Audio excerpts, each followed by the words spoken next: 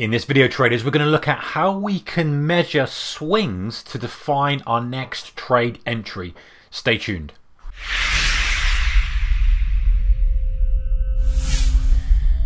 Hey traders, a very warm welcome to you. Okay, so nice little trick here on TradingView, and I'm sure you can do it on other platforms. This is something that I've done a lot, and actually I've only really just realized that you can do it much an easier way on TradingView. The theory behind this is what I want to do is I want to measure, I want to look at a specific day. So for example, here I have pound US dollar, okay? I have GBP USD on a 15-minute chart, and I'm intraday trading or I'm swing trading or whatever I'm doing. What I'm looking to do is I'm looking to identify the average or the most likely swing that's going to happen next based on previous swing highs or lows. So I'm going to measure the highs and lows, give or take. I'm not going to be too accurate on this. We're not looking to be finite and really add loads of formulas on this. It's just a really good way of kind of eyeballing the chart and say, hey, these are the rotational sizes. The size of the rotations are like 15 pips, 30 pips, 40 pips. What are they today, yesterday, and how can we use that to extrapolate and kind of guess and estimate how big the next swing will be? So let's put it into practice and then we'll kind of run through some ideas of it. So random day here, let's say GBP USD 15-minute chart. I'm going to use my trend line tool, and what I've found on TradingView, which you guys who probably know this has been here for a long time, I've always been doing it literally in my mind, maths in my mind, but now you can put a little checkbox here that says show price range, and what that does is it shows you literally percentage and the number of pips that you've drawn the trend line, which is a very nice handy little tool for what we're about to do. So what we kind of do here is we say to ourselves, all right, let's have a look at the day, and we go, right, we're a 15-minute chart, so from that swing high to the first kind of swing low before we bounced was around 30 pips. So we go, okay, next one we've got swing high here till this swing low here, 37 pips. Okay, so we're similar-ish. Here we've got 40 pips, and then we kind of go here and we go, right, what have we got here from high to low, give or take. We don't have to be accurate. We've got 35, you know, probably looking at 40. So now we're kind of seeing a little bit of an idea of the rotational sizes, right? And then we can go the other way and say, well, how big were the counter trend moves? Here to here, 10 pips. Okay, here to here, how much is this one? Oh, let's go this one, similar, 13 pips, 12 pips, something like that. Okay, now we're getting somewhere. So how do we use this information? Number one, if we are trading with the trend, we can automatically see now that give or take a few pips, and I know we're not accurate here, but we're all just trying to kind of guide ourselves. We have 30 in the direction of the trend. We have, well, 30 to 40 in the direction of the trend, call it 35 if you like.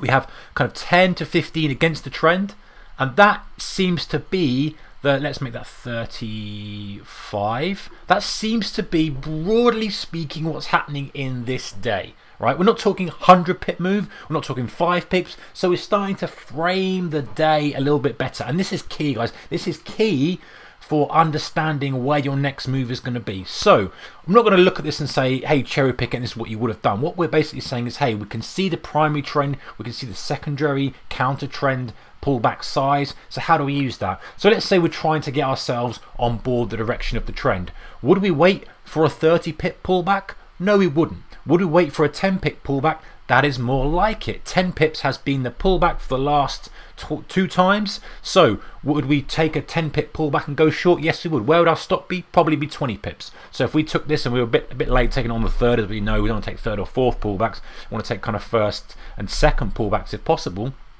But let's say you had the first pullback, 10 pips. Where are you going to go short? You're not going to look for a 30 pip pullback. You're going to look for a 10 pip pullback. Perfect. And what's your target going to be? It's probably not going to be 100 pips. It's going to be around 35 pips. In this example, you got 40, but it's around that order of magnitude, right? We're not looking for it to stretch to 40 pips. So those of you who are saying, hey, you know what? I want to try and run my winners, you're looking at it compared to what it's likely to give you. And if we're trading intraday on a 15-minute chart on GBP USD, the winner is likely to be 30 pips, 40 pips. So even if you're a little bit late to the party, you've still got to arrange for that. You can't say, hey, I need 70 pips or nothing. And also you're taking it into account from the range so far of the day. So your high to low, you can look high to low so far, which say took it back there, is 50 pips. So you kind of frame everything. And let's go back to the initial example. We kind of moved on a little bit from that. Let's go back to the initial example where, okay, we're taking this 10-point pullback. Let's just get rid of that. We're taking this 10-point pullback, and Okay, we're a bit late. Now this one worked okay. It's 20. This one was 20 pips. So what you start to do is you start to frame it. You say, okay, well, I'm going to wait for at least 10 pip pullback. I take my entry. If we start doing pullbacks of more than 10 pips, I now know if I'm going to trade, obviously I'm going to get stopped out, which is fine. That's what it's all about. It's about managing that risk. But I know roughly what a normal pullback has been for the past several hours and what, or whatever time frame we're trading on, and what our unusual pullback is. So if I start seeing 20 pip pullbacks, what am I going to say to myself? I'm going to say to myself, okay, forget about if I'm going to trade or not. I'm going to say, okay, maybe we have a kind of reversal on our hands here now. We've had the biggest pullback all day, so this is indicating that buyers are the strongest they've been all day. How do I position for that? Do I now close shorts? Am I now looking for a retest of lows? And if we delete off all this, all these kind of lines here, we can start to see, hey, when we start getting a deeper pullback, maybe that's time for us to flip for a counter trend play and not necessarily chase the things. Don't forget we're rotating still, but now maybe we're going to look for a double bottom. Whereas before, if we're only doing 10-point pullbacks, we're not going to start fading stuff until we see some kind of deeper pullback. Wait for that some kind of reversal, whether it's a double bottom, a high low, whatever it may be, and see if there's something to trade from there. So let's have another quick look at another one, guys. In fact, let's just put in something like Euro, and let's just pick a day. Any old day will do us. This one will do. We'll zoom in a 15-minute chart. Again, we can use it on any time frame. You can use it on a daily, you can use it on a weekly, you can 1 minute, whatever. We're trying to look at the rotations that are in the time frame we're looking at. Again, we use our little trend line tool. It's quite nice on TradingView. Most of the platforms will have that. Okay, so we've got 27, call it, we're going to round up to 30 pips, move to the downside. And then what else have we got here? We've got a counter trend move of about 14 to 15. All right, so now we're kind of framing stuff, right? So let's say we're taking this, and I don't know whether it's going to work out or not, we'll soon see. Let's say we're taking this break of the low here. Classical kind of move, you know, a little bit of a wedge pattern. We know the score. So let's have a look at a trend line. Are we kind of looking at the same kind of order of magnitude?